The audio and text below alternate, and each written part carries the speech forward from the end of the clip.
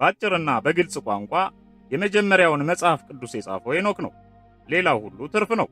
የሄኖክ መጽሐፍ ከብሉይ ኪዳን በፊት የተጻፈ ነው። ከጥፋት ውሃ በፊት የተጻፈ ነው። ሄኖክ ራሱ የአዳም 7ኛ ትውልድ ነው። ስለ ልዑላችን ተከታዮች ማንነትና ምንነት የተዘረዘረበት መጽሐፍ ነው። ስለዚህ ትኩረት ሰጥተነዋል።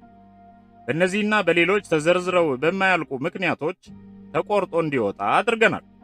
እርግጥ ነው አንድ ግለሰብና ቡድን የሚደግፈውንና የተቀበለውን አካል ኃያል እያደረገና እያደነቀ እንደሚጽፍ ሁሉ እርሱም የበላይ አካሉን እያደነቀና እያጋነነ ጽፏል።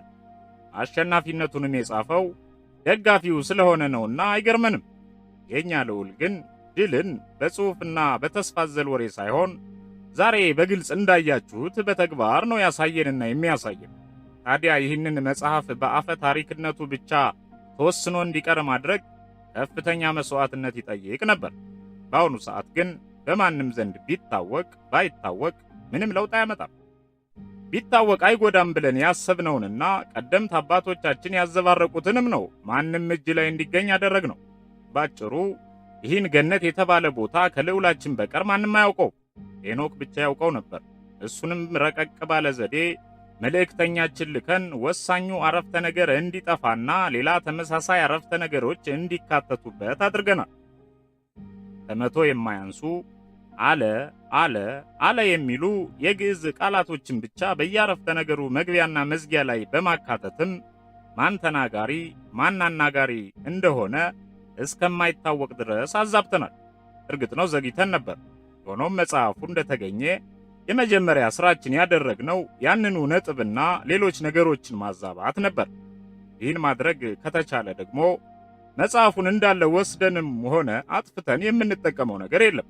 ይልቁንም ተዘባርቆ መቆየቱ ነው ለሌላ ተጨማሪ ስራ ሊያግዘን የሚችለው።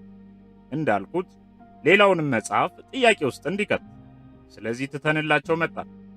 ሙሉ በሙሉ በእኛ እጅ ብቻ እንዲገኝ ማድረግ ምንም ጥቅም ስላልነበረው ማለቴ ነው።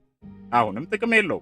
ዋናውና ትልቁ ነገር ግን መጽሐፉ ከተገኘ በኋላ ሙሉውን በመጽሐፍ ቅዱስ ውስጥ እንዳይካተት ማድረጋችን ነው።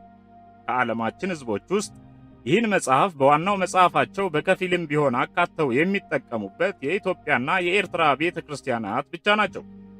ጥቂቶቹ ነገሩን ተረድተው የመጀመሪያው ቋንቋ ግዕዝ መሆኑን እንዳያውቁና ሄኖክም የጻፈው በግዕዝ መሆኑ እንዳይታወቅ ብለንም መጽሐፉ በተገኘ ማግስት የተወሰኑትን ክፍሎች በግሪክ በዕብራይስጥ እያስተረጎምንና ድሮ የተጻፉ እንዲመስሉ አድርገን እያዘጋጀን በመካከለኛው ምስራቅና በአውሮፓ በትነናቸዋል። በዚህም የመጽሐፉን አወዛጋቢነት አጠናክረናል። አሁን ድረስም ሄኖክ የጻፈበት ቋንቋ አወዛጋቢ እንደሆነ ነው ያለው። ያንን ያደረግነውም ሆነ ብለን ነው። ያም ሆኖ ኢትዮጵያውያን መሃይም ስለሆኑ ሊሞግቱ አይችሉም እንጂ ተከራክረው መርታት ይችሉ ነበር። እንዴት በብዙ ቋንቋ ሊጻፍ ይችላል? በሄኖክ ዘመን የነበረው የዓለም ቋንቋ ግዕዝ እንደነበር እየታወቀ እንዴት በግሪክ ሊገኝ ይችላል ብለው እንኳን አልጠየቁም። እንደማይጠይቁም እርግጠኞች ነበርን። በአሁኑ ሰዓትም ኢትዮጵያውያኑ እያሰቡ ያሉት ከግሪክ ወደ ግዕዝ እንደተተረጎመ ነው። በዚህም ብዙ ጊዜ እስቅ ነበር። ምክንያቱም የግሪክ ፊደል የመጣው ትላንት፣ የግዕዝ ቋንቋ በጣም ድሮ ስለሆነ ነው። ሄኖክ በነበረበት ዘመን ደግሞ ግሪክ የሚባል ሕዝብም ቋንቋም ጽርዕ ራሱ አልነበረም። አይደለም በሄኖክ ዘመን፣ በእነ አብርሃም ዘመን እንኳን ግሪክ የሚባል አገር አልነበረም። በሄኖክ ዘመን ዕብራይስጥኛ የሚባል ቋንቋ ራሱ አልነበረም። የዕብራይስጥ ቋንቋ የግዕዝ የልጅ ልጅ ነው። ቋንቋ ሲደባለቅ እንኳ ግዕዙ ብቻ ነው ሕልውናውን ጠብቆ በኢትዮጵያ ብቻ ተወስኖ የቀረውና ዛሬ ድረስ ያለው። ቋንቋ በተደባለቀ ጊዜ ከሴም ነገድ የሆኑት የዛሬውን ዕብራይስጥ የተባለ ቋንቋ መናገር ጀመሩ። ከድብልቁ በኋላ የተወለደው አብርሃም ዕብራይስጥኛ መናገር ጀመረ። ከእርሱ በኋላ የተነሳው ትውልድ ይዞት ቀጠለ። በሙሴ ዘመንም ያንኑ ነበርና የሚጠቀሙት ኦሪተ ሕግ ተጽፎ ተሰጣቸው። አጠኑት፣ ተማሩት። ያ ኦሪተ ሕግ ደግሞ ወደፊት እንደሚብራራው ወደ ኢትዮጵያ ገባና ወደ ግዕዝ ተተረጎመ ነው ታሪኩ። ለዚህ ነው ብዙ ጊዜ የምስቀው። እነርሱ ግን ጠቃሚ እንዳልሆነ ስለሚያምኑ በቀላሉ የምንላቸውን ለመቀበል አንገራግረው አያውቁም።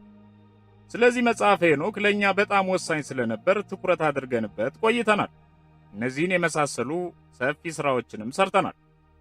መጽሐፉ ለምን እዚያ እንደተገኘና የተጻፈበት ቋንቋ ምንና እንዴት እንደነበር ጠይቀሃል። የተጻፈው በግዕዝ እንደሆነ ከላይ ገልጫለሁ። አዎ፣ መጽሐፉ የተጻፈው በገነት ቋንቋ ነው። ባለ ሳድስ በሆነውና ለመጀመሪያው ሰው ለአዳም ተብሎ በተዘጋጀው ባለ 7 ተነባቢ ፊደላት ባሉትና 26 ወያት በያዙት ፊደልና ቋንቋ ነው የተጻፈው። ኢትዮጵያውያኑ ግዕዝ ይሉታል። ይህ ቋንቋ ሃይማኖታዊ ቋንቋ አልነበረም። የዓለም ሕዝብ ወይም የሰው ልጅ ሁሉ ቋንቋ የነበረ ነው። ቋንቋዎች ሲከፋፈሉም መነሻቸውን ግዕዝ አድርገው ነው። ቋንቋ ከመከፋፈሉ በፊትም ሆነ በኋላ የኢትዮጵያ ብሔራዊ ቋንቋ ሆኖ የቆየ ነበር።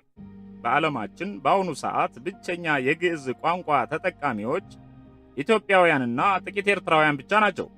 ከ19ኛው መቶ ክፍለ ዘመን ጀምሮ ግን ያን ቋንቋ በሌላ ተክተው የግዕዝ ዘርን ሳይለቅ በታደሰ ቋንቋ ለውጠውታል።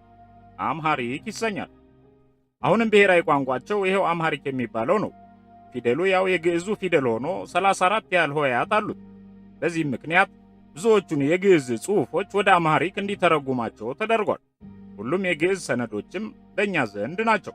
ባጭሩ ቋንቋው እንዲጠፋና የእኛ ሰዎች የሆኑት ብቻ ለምርምር እንዲጠቀሙበት አድርገናል። እዚያው ኢትዮጵያ ውስጥም ከብዙዎቹ በጥቂቱ የእኛ በሆኑ የቤተ ክህነት ሰዎች ብቻ ተወስኖ እንዲቀር ብዙ ሰርተናል እና የሄኖክ መጽሐፍ የተጻፈው በግዕዝ ነበር። እዚያ በጥቂቱ የተበረዘውን ወደ አማርኛ ተረጎሙት።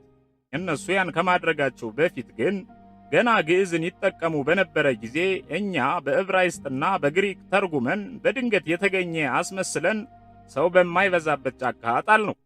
ተገኘ ተብሎ ጉድ ተባለ። በእስራኤልም እንደዚያን ያደረግነው። ቀጥሎ ወደ እንግሊዝኛና ወደ ሁሉም ቋንቋዎች ተተረጎመ። እውነታዋ ግን እኛ ዘንድ ብቻ ናት። ያን ያደረግነው የተጻፈበት ትክክለኛ ጊዜ እንዳይታወቅና ወዛጋቢ ሆኖ እንዲቀጥል በሚል ጭምር ነው። በጽር ወይም በቀድሞው ግሪክ የተገኘ የተባለውን ከ1000 በዕብራይስጥ የተባለውን 2000 ምንም እያደረግን በሁሉም ቋንቋና በተለያየ አገር በተለያየ ዘመን የተገኘ አስመስሎ ከማምታታት የተሻለና የቀለለ ሥራ አልነበረም። ያም ተሳካልን። መጽሐፉ ኢትዮጵያ የተገኘበት ምስጢርን ይፋ አላድርግ።